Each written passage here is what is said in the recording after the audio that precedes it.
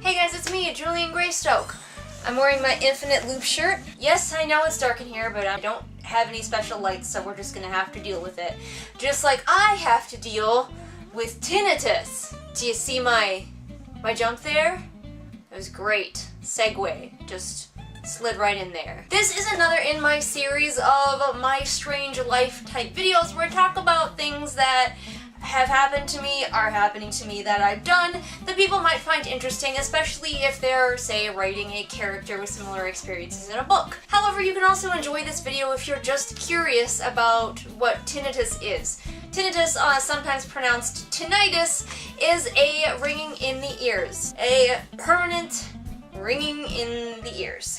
According to the internet, 1 in 5 people has tinnitus, and I'm one of them. It can be in either one or both ears. I have it in both. While tinnitus can come in a variety of different sounds, mine is in the form of a very high-pitched whistle sound.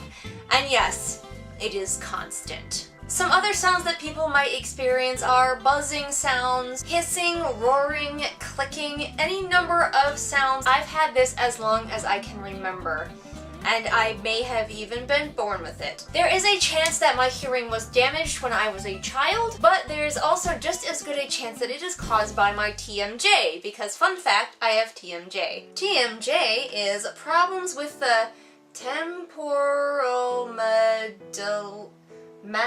mandibular joint, the joint on each side of your head in front of your ears, where your lower jawbone meets your skull. I have that issue. One of the most common things that causes tinnitus is a loud noise, however. Yeah, that's right, that permanent damage that people are always warning you about, that you can do to your ears if you listen to your music way too loud.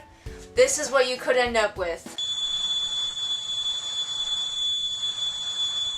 But Julian, that is really obnoxious. How do you deal with it?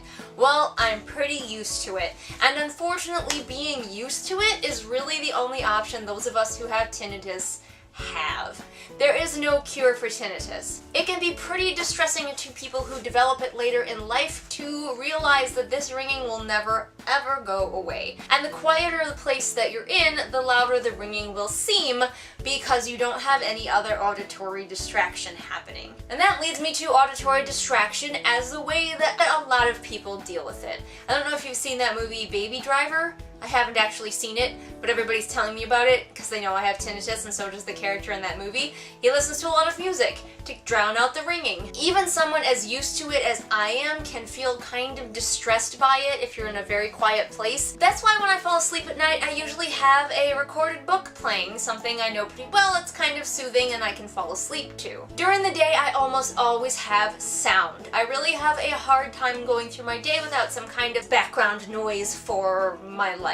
When I go about my day, I often have earbuds in, or at least one earbud. I'm allowed to have one in at work, so that is great. And when I am at home, I pretty much constantly have YouTube going. If I have something like a cold or allergies where my ears might feel stuffed up, the ringing gets louder. It also does relate to some hearing loss that I have, but not all tinnitus comes with hearing loss. Sometimes it can be a result of hearing loss, however. So the biggest takeaway from this is if you are writing a character who has tinnitus, think about how they potentially got it. Think about how long they've had it, because the longer they've had it, the more used to it they are, and getting used to it is really the only thing that you can do with tinnitus. If you are new to tinnitus and you're finding out that you have it, you've just been diagnosed, it can be incredibly distressing. I know it just seems like a minor thing, but just think about the last time that your ears started ringing inexplicably and how annoying and frustrating that was and how much you couldn't wait for that to go away. Now imagine that that's your life. It's like death by 1,000 cuts. Really high-pitched, screechy cuts. And if your character has tinnitus, it is highly likely that they look for other auditory stimulation